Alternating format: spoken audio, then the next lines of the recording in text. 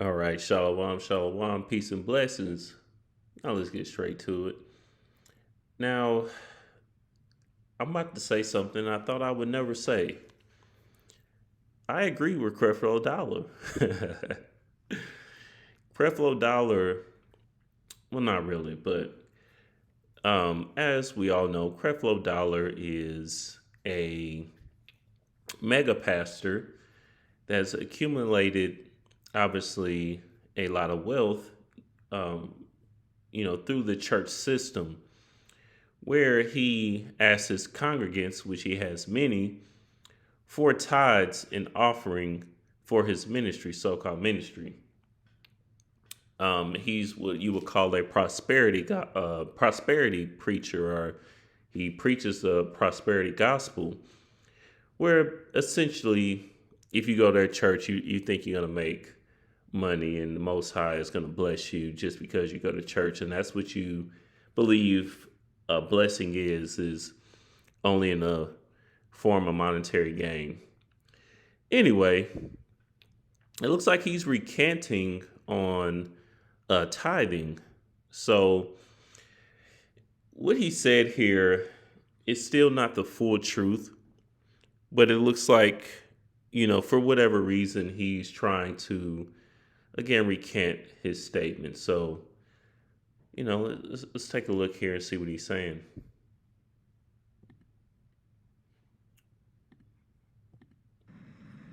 Saying to you that I'm still growing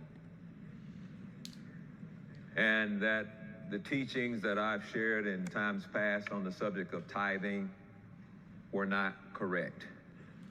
Oh, really?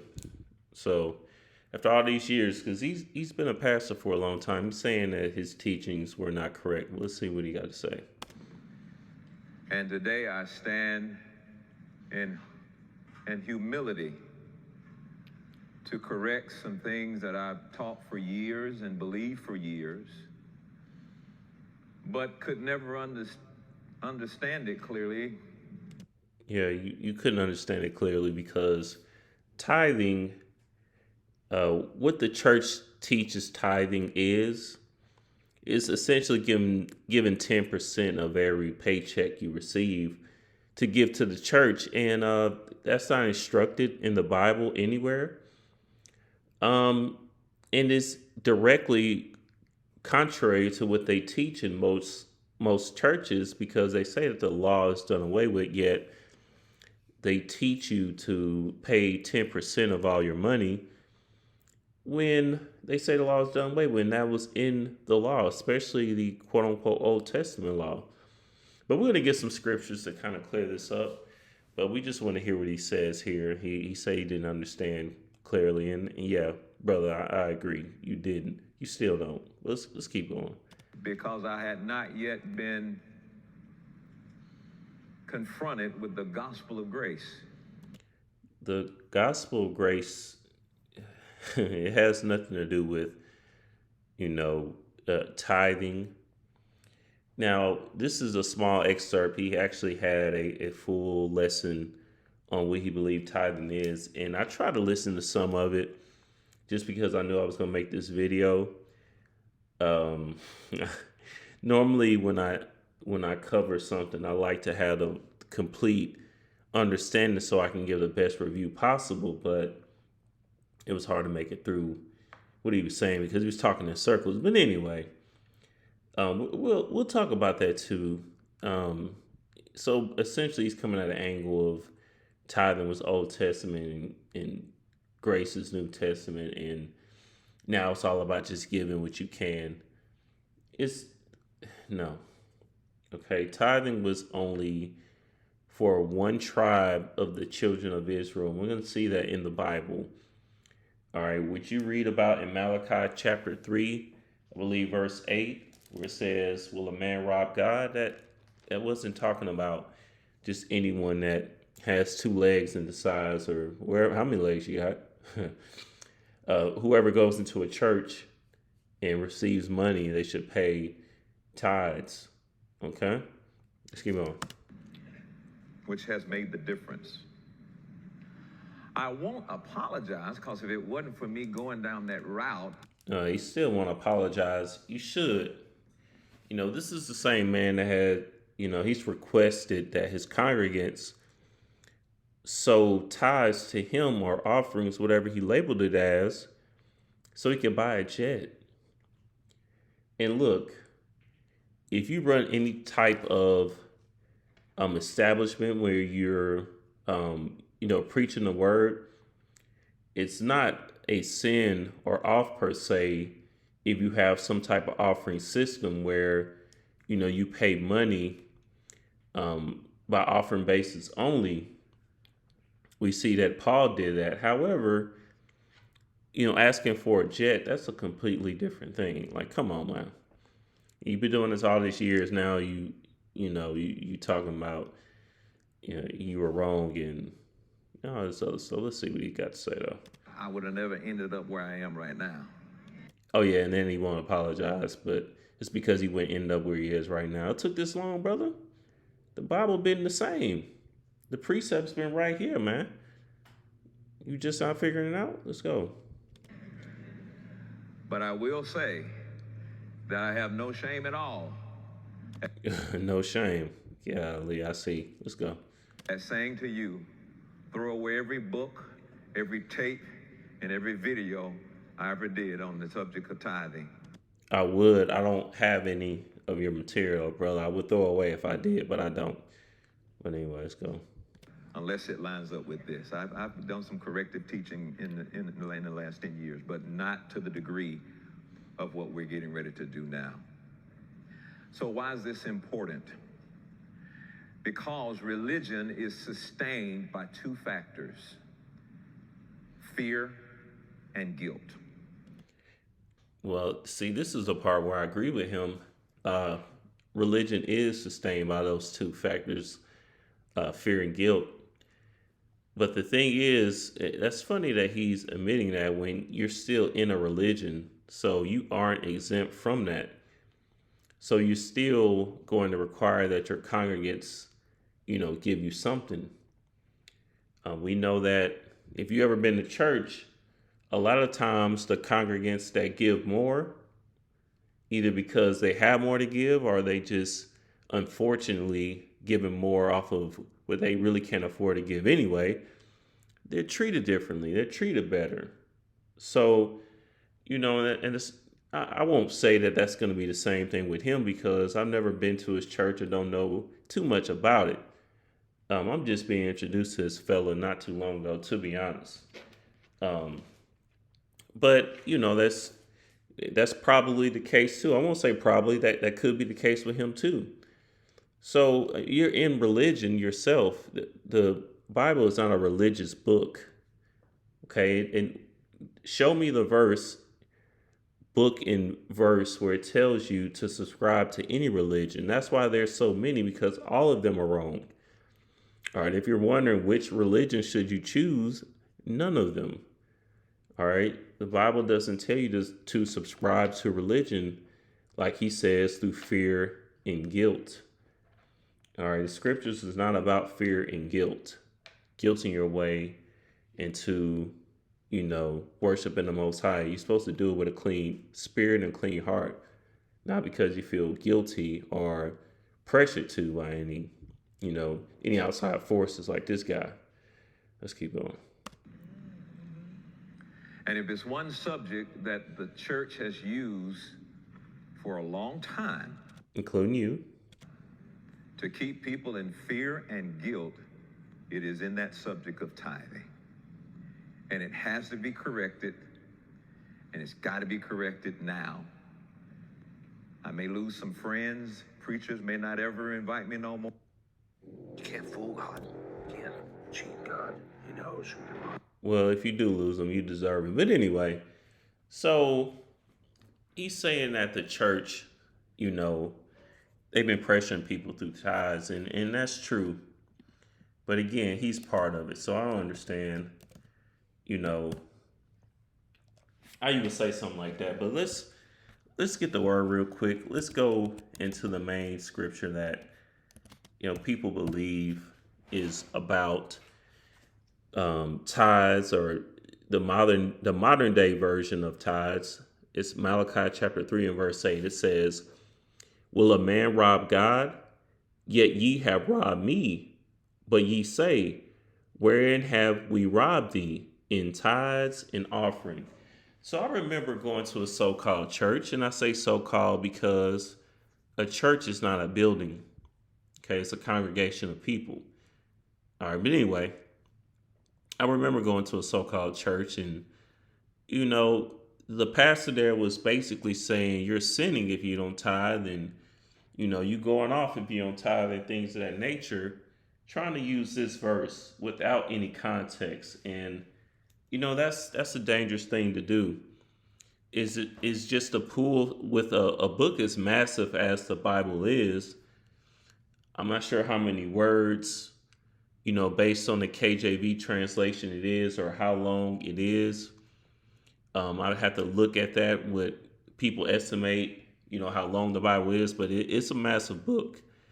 Okay, even if you read it every day diligently, and actually read with some type of understanding, it can take you a year or over. Even if you read every single day, where most books, if you read diligently for about a month or so, you will be able to read the whole thing. But anyway, outside the point, the scriptures, man, you have to read with context. You can't just pull a verse and think you know what you're talking about. Because let's look at this for example. And we're going to get what tithing is. Let's look at this for example. Let's just look at Malachi chapter 2 and verse 1. It says, "And now, O ye priests, this commandment is for you." Now, who are the priests? All right. Let's go to verse 4. It says, "And ye shall know that I have sent this commandment unto you, that my covenant might be with Levi, saith the Lord of hosts."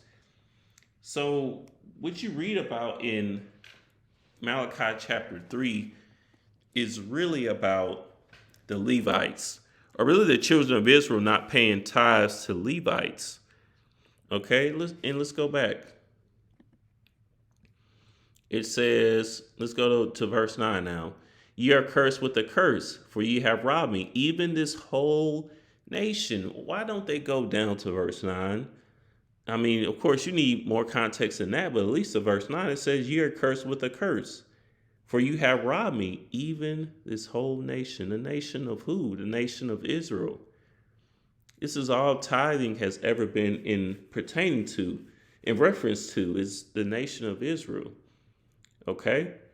So that's what this is referring to. Now let's keep going. It says in verse 10, "Bring ye all the tithes into the storehouse." Wait, the storehouse? Tithes into the storehouse? That don't sound like a so-called church to me. Let's get that in a second. "That there may be meat in mine house." Meat? Hold on now. I don't remember tithing no T-bone steaks in church. What meat they talking about now? It says, "Improve me now herewith, saith the Lord of hosts, if I will not open you the windows of heaven and pour you out a blessing, that there shall not be room enough to receive it." Verse 11, "And I will rebuke the devourer for your sakes, and he shall not destroy the fruits of your ground. Neither shall your vine cast her fruit before the time in the field, saith the Lord of hosts." So now we're seeing talk of fruit, talk of meat. Why is that? Because tithes was never referring to money, anyways. Okay. Now, you could tithe money, not saying you can't, but the main tithes were, let's just get it. Let's get Numbers 18. Let's get some understanding here. Let's get Numbers 18 chapter, and then we could really start. Let's start around the 21st verse. Okay, verse 20. We'll zoom in a little bit here. Okay. Verse 20 says, "And the Lord or Yahweh spake unto Aaron, thou shalt have no inheritance in their land, neither shalt thou have any part among them. I am thy part and thine inheritance among the children of Israel. Who is this in reference to? Let's see, verse 21. And behold, I have given the children of Levi all the tenth in Israel for an inheritance, for their service which they serve, even a congregation of the tabernacle, even the service of the tabernacle of the congregation. So tithes were given to the children of Levi, which is a tribe of the nation of Israel, for their service because they were the priests. Okay, that's the tithe, is the tenth. We can prove that if we go back. If you just go back here to Malachi chapter 3 in verse 8, if we look at the breakdown here for the word tithe, it'll tell you it's a tenth. All right. Strong's H4643. Tithe, tenth part, tithe payment of a tenth part. You see that? So when we're looking at, why are they not going back? Let's just get numbers. Let's get numbers 18 again. Go to it. Hold on 1 second. All right, so when we look here, all right, tithing is in reference to the children of Levi. All right, if you're trying to use the word tithing in your church, then it's just completely off. Like I said, if you run a so-called church or any type of congregation and all members, they have, some type of offering that they give and they put in one account for, the congregation to do various tasks, especially if you have like a building or something like that and everybody pitches in, that's a different story. But if you're using the scriptures and you go into Malachi chapter 3 and verse 8 and you're saying that you'll be cursed if you don't give money to that pastor, then you're a liar. Okay? And the truth is nowhere in you, because that never had anything to do with just random people. It's only involving the children of Israel. Okay? Let's get Deuteronomy chapter 4. And around the verse, let's see. Where is that verse? Bear with me. Let's see. Let's get 2 Chronicles.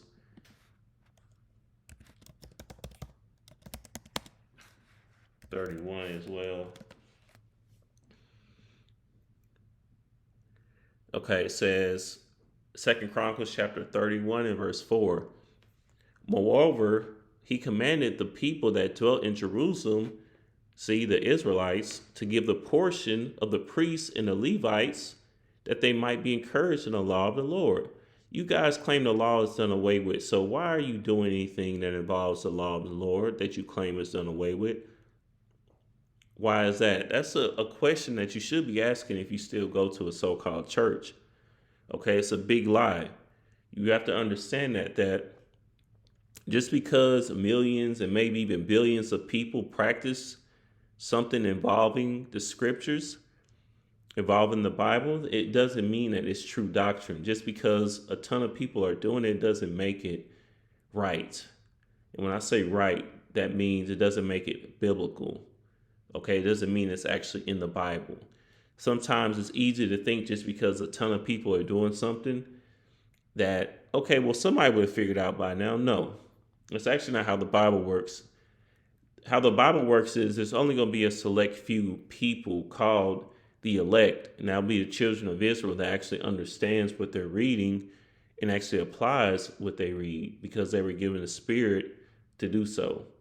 But anyway, verse 5 says, and as soon as the commandment came abroad, the children of Israel brought in abundance the first fruits of corn, wine, and oil and honey and all the increase of the field.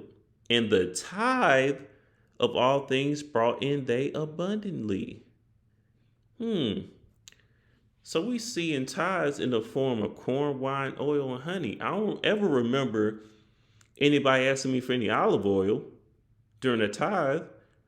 Anybody ask me for, some wine, some cream corn, that's a tithe. I don't remember that. Okay. Verse 6. And concerning the children of Israel and Judah that dwelt in the cities of Judah, they also brought in the tithe of oxen and sheep, and the tithe of holy things which were consecrated unto Yahweh their power, and laid them by heaps. Now look, you have to understand that the Most High, He does not want your little paper cash in that little flimsy little collection plate that your usher is passing around. He can't do nothing with that. It's going straight to your church. And look, like I said, if they were being honest about that, which I'm not an advocate that you go to church at all. I'm just speaking base surface level here, okay? Just all surface level here. Let's just say that they did actually teach the scriptures, which they don't. But let's say if they did, if they actually told you, hey, this is for the light bill, this is for the building, and they didn't try to say you were required to do so because God told you to do so, then that would be a different story. Okay, but you cannot try to act like, you know, the Most High is going to curse you because you don't pay tithes when tithes was never money anyways. What can the Most High do with your little flimsy paper that doesn't hold any value anyways? Okay, so you have to get some type of understanding. We could go to so many different verses, but you know that point has already been made clear. And like I was saying, it's not like Creflo Dollar is actually on point. You know, I saw some people just like in the comments of that video, they were like, all praises and you know all this and that, and that's all good and all, but look, at the end of the day, no, he's not telling the full truth, and you have to actually tell the truth, okay?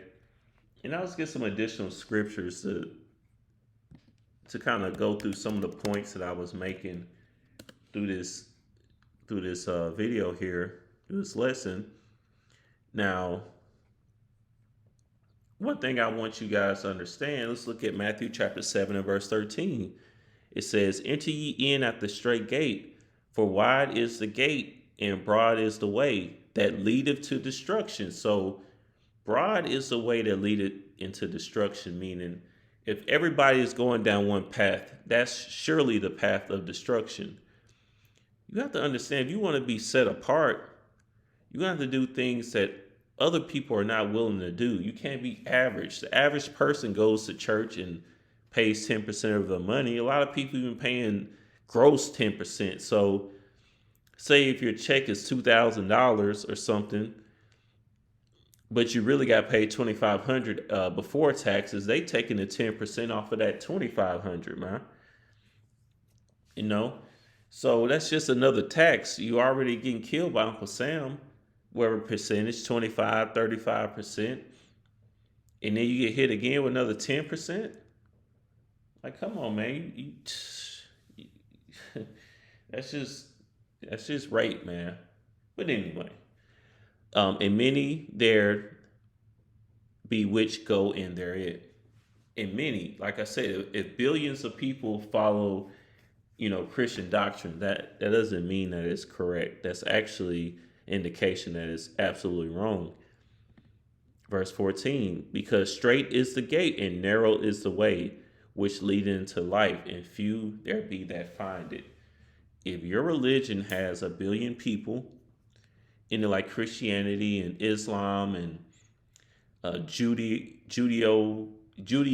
and Judeo-Christianism with all this other nonsense, no matter what type of Christian you are, Baptist, Pentecostal, non-denominational, which is a denomination, all these different things. Look, you're going off because there's millions and millions and millions of people that subscribe to these doctrines, okay?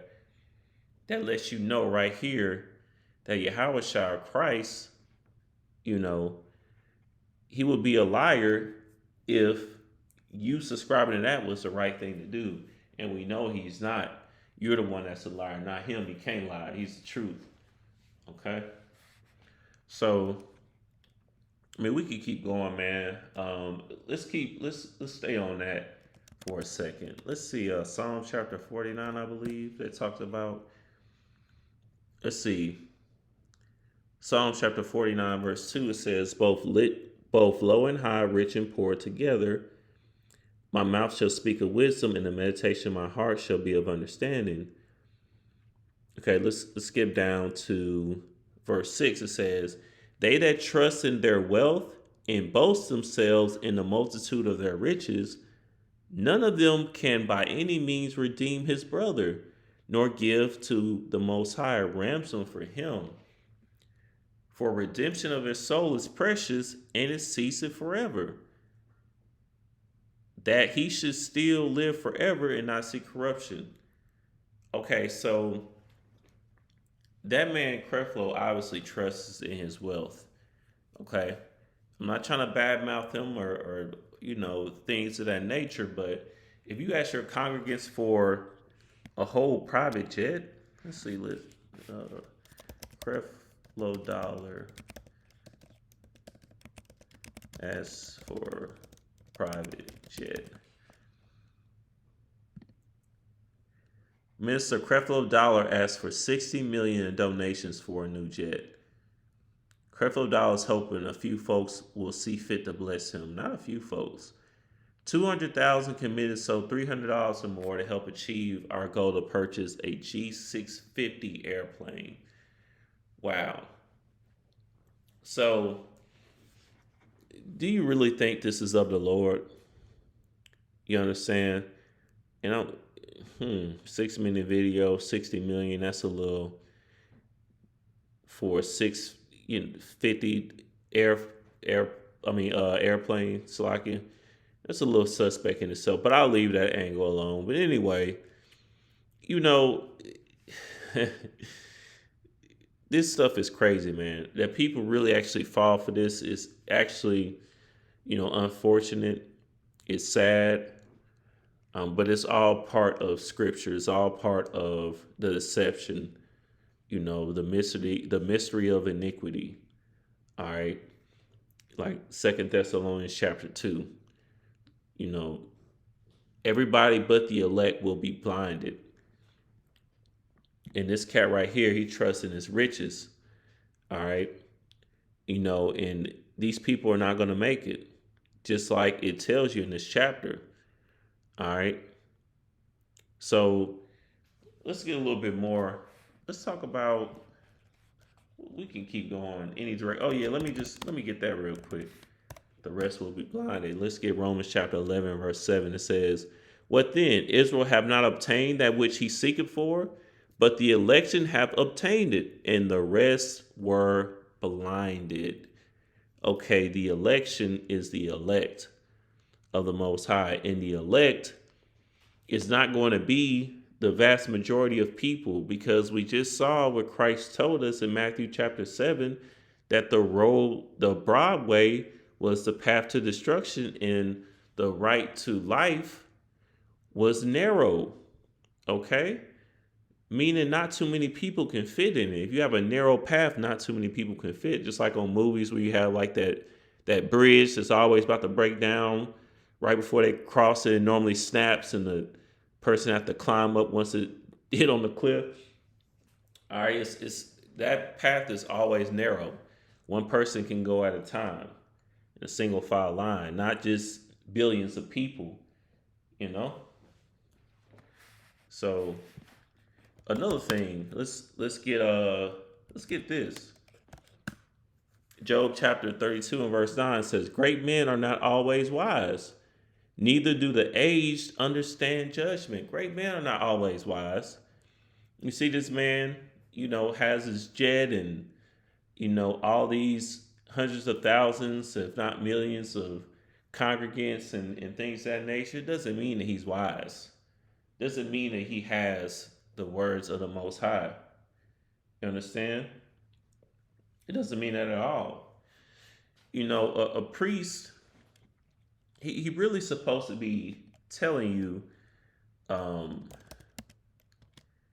kings and priests. I know it's in.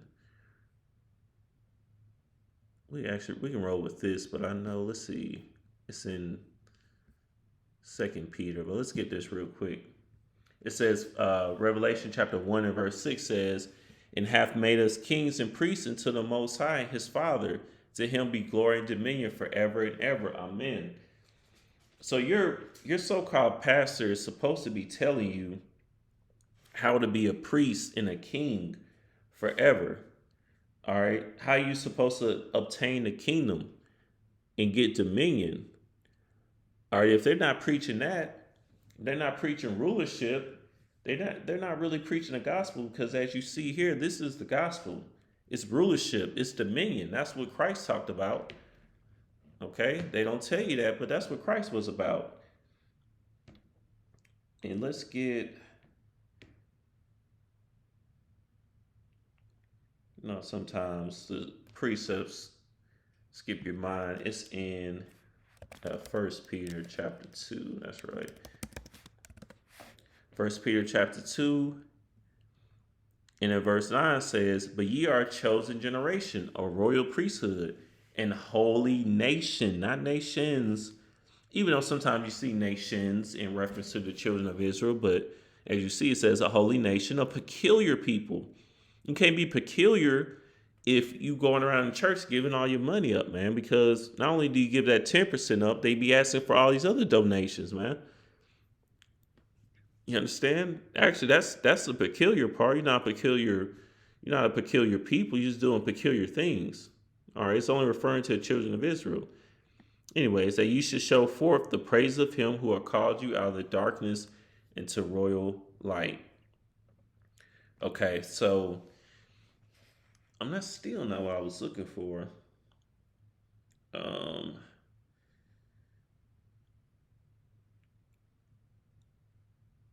You know what? Either way, we get the point. So that's what that's what you're supposed to be preached about, man. I mean, that's what the priest, the pastor is supposed to be preaching about, man.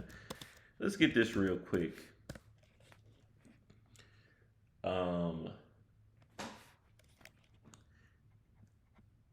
Let's see.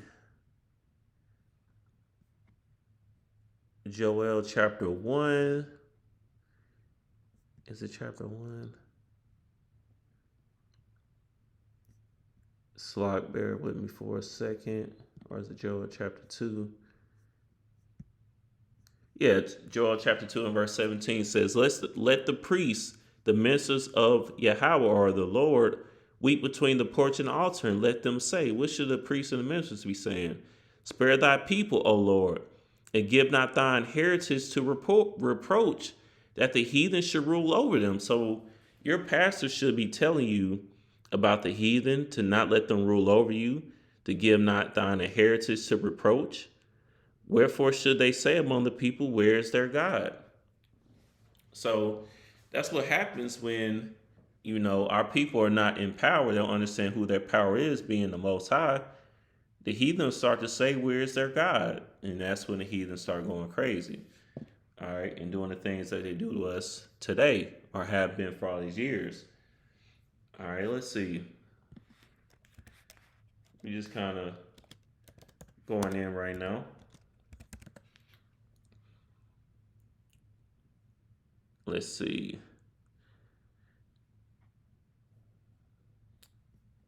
I want to do 1 Timothy.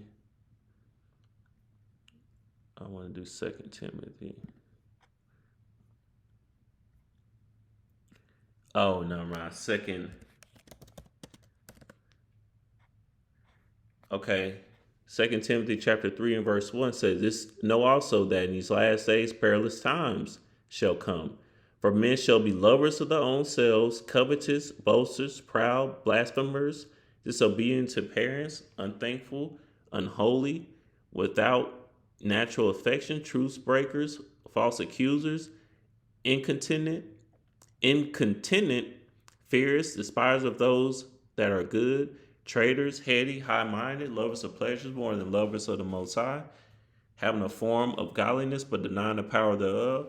From such turn away. Look, if you give this man $300 to buy a plain, you know, a PJ, then you really think he has more power than what he really does. Okay, because like we read, you're supposed to be your own king and priest. All right, because in the kingdom, every man will be his own king and will be his own priest. So you're supposed to be, working on that as of right now, building yourself up, not waiting on another man to spoon feed you everything. Not saying that you can't learn from another man, just saying you're not supposed to rely on him for everything. All right, but I was just kind of going in here, and this same man, oh yeah, this same man, by the way, Creflo Dollar says 10 commandments are over. Whatever he said, let's see. What do you call the Big Ten?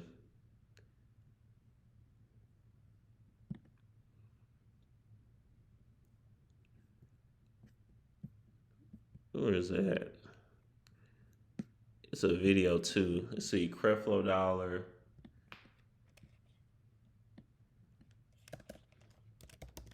Big Ten.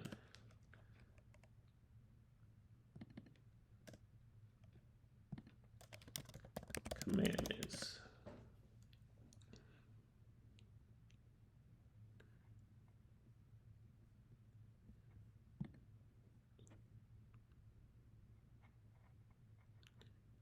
How the law stirs up sin. We looked at that.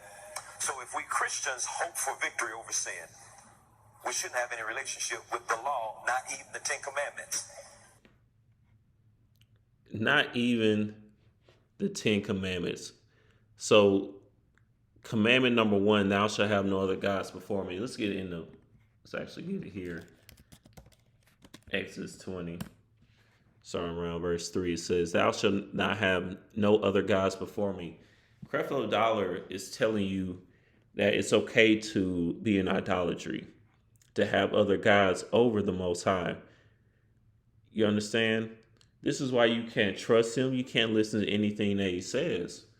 Okay, I mean, we could keep going. You're supposed to remember the Sabbath and keep it holy. All right, but look at some of the base things. Even though most so-called Christians don't understand this, they don't really understand what thou shalt not make unto thee any graven image means. But say you don't get that. You should get this. Thou shalt not kill. Thou shalt not commit adultery. Thou shalt not steal. These are part of the 10 Commandments. He's telling you to commit adultery, kill, and steal. Okay, and be in idolatry. That's why you can't trust nothing that he says, man. But we'll just end with this because we could keep going. We definitely could keep going. Let's get Jeremiah 23. Verse 1, it says, woe be unto the pastors that destroy and scatter the sheep of my pasture, saith the Lord. Woe unto these pastors that's doing just thus saith the Lord, destroying and scattering the sheep of my pasture. All right, the children of Israel. Verse 2, therefore, thus saith the Lord, Yahweh, power of Israel, against the pastors that feed my people. You have scattered my flock and driven them away, and have not visited them. Behold, I will visit upon you the evil you're doing, saith the Lord. All right, so that's pretty much it, man. That man wicked. He's telling you not to keep the 10 Commandments. Now he's trying to recant and say that, tithing was incorrect, but he's still telling you to give to his church and give to him. Don't get it twisted. All right. But that's pretty much it. And, with that, I'll end.